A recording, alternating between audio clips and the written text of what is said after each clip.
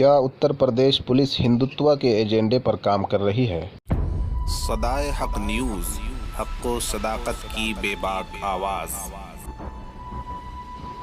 कुछ दिन पहले बुलंदशहर के रहने वाले अब्दुल समद की 2 वीडियो वायरल हुई थी, जिनमें से एक वीडियो उनकी पिटाई की थी, जिसमें कुछ आतंकी लड़के अब्दुल समद को बुरी तरह से पीटते हुए और उनकी दाढ़ी को काटते हुए दिखाई दे रहे हैं। और दूसरी वीडियो अब्दुल समद के बयान की थी, जिसमें अब्दुल समद अपनी आप बीती बता रहे हैं। अब्दुल समद के बयान और पुलिस थाने में दी गई तहरीर से साफ जाहिर है कि अब्दुल समद को किडनैप करके कहीं ले जाया गया और उनके साथ मारपीट की गई। उन्हें जय श्री राम के नारे लगाने पर मजबूर किया गया एवं उनकी दाढ़ी भी काटी गई। लेकिन उत्तर प्रदेश पुलिस ने एफआईआर में जो बातें लिखी हैं और अपने बयान में जो बातें कही हैं, वो अब्दुल समद के बयान से कुछ अलग हैं। आखिर उत्तर प्रदेश पुलिस मजलूम के बयान को हूबहू मानने से क्यों इनकार कर रही है?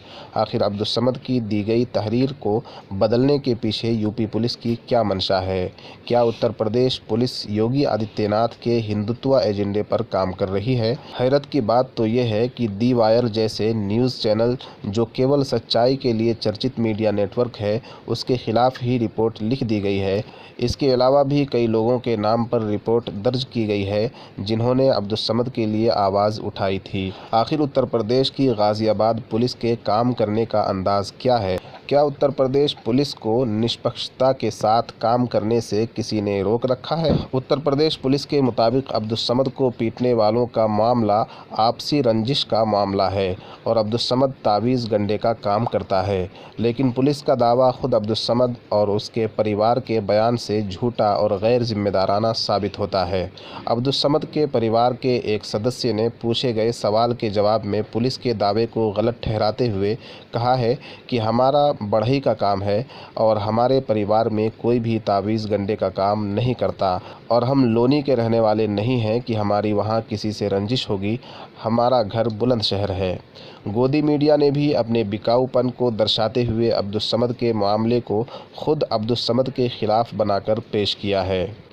आखिर में अब्दुल समद के बयान को सुनिए कि अब्दुल समद क्या कह रहे हैं और उसके बाद यूपी पुलिस के बयान को भी बगौर सुनने की ज़रूरत है। चाचा, नाम क्या है आपका? अब्दुल समद। आपके साथ में क्या हुआ?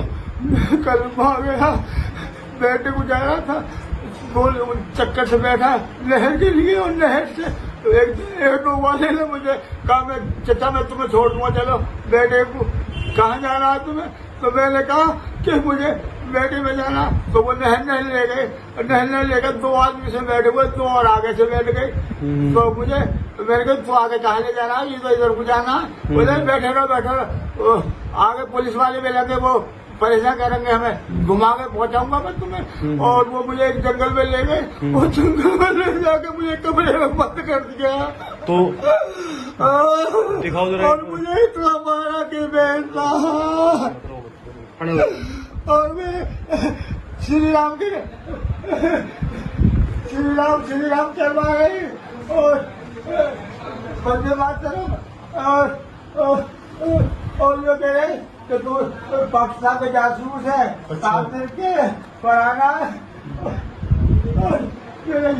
ये सारे छोड़ नहीं है, ये फूल नहीं है। और मेरे हाथ में हाथ छू गया और मेरे घड़ी वही सब तोड़ दी उन्होंने।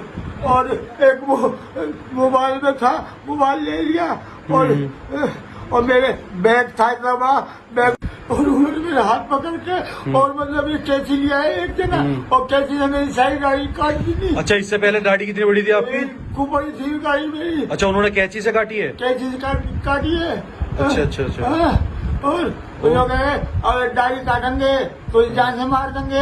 अच्छा। और ये और उन्होंने वीडियो दिखा रहे हैं कि हमने 10 मुसलमानों को मार दिए हैं, 10 और मुसलमानों। अच्छा, आप बता रहे थे जब आप पानी मांग रहे थे तो क्या कह रहे थे वो? पेशाब पी ले।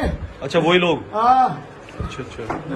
सोशल मीडिया के माध्यम से एक वीडियो संज्ञान में आया था, जिसमें कि एक बुजुर्ग, जिनका की नाम अब्दुल समद है और जो बुलंदशहर अनूप शहर के निवासी हैं, उनके साथ कुछ लड़के उसमें मारपीट करते हुए दिख रहे हैं।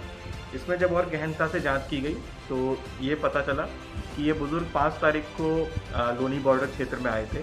वहाँ से ये एक किसी के साथ और बाइक से बैठ के बेहटा हाजीपुर गांव में गए, जहां पर कि इनको प्रवेश के घर पे जाना था।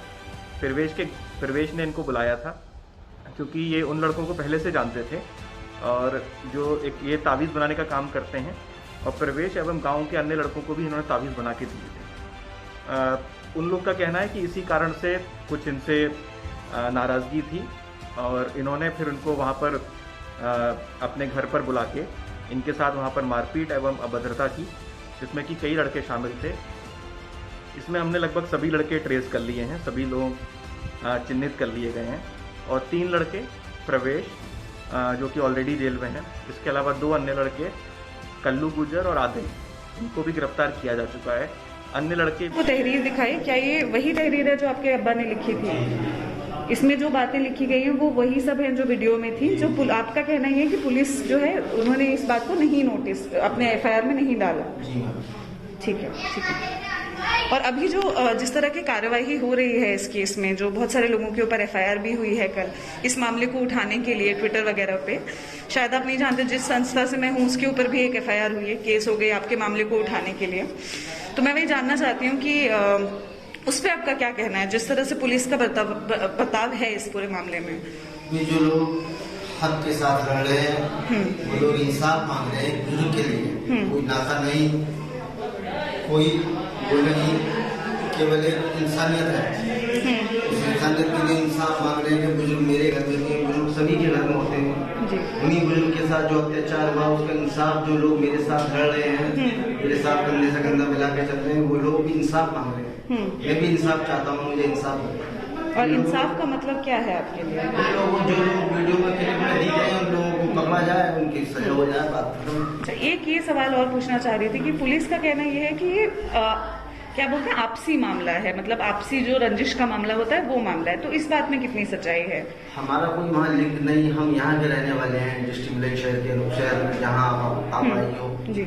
हमारा वहाँ कोई लिंक नहीं, रिश्तेदारी वगैरह है जो सभी की होती है एक दूसरे की, वहाँ की रिश्तेदारी का लिंक है हमारा। लेकिन जिन लोगों के साथ वारदात हुई है ना ही तो हम लोगों को जानते हैं, ना ही पहचानते हैं, हमारा उनसे कोई लिंक नहीं। ठीक है। और ये जो तावीज वाली बात चल रही है पूरा, ये सारी पुलिस की बेबुनियाद बातें हैं।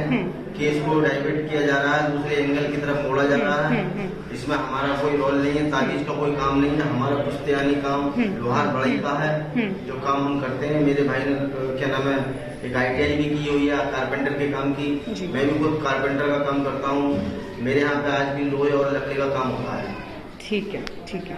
और कुछ अगर आप कहना चाहें, कोई अपील करना चाहें?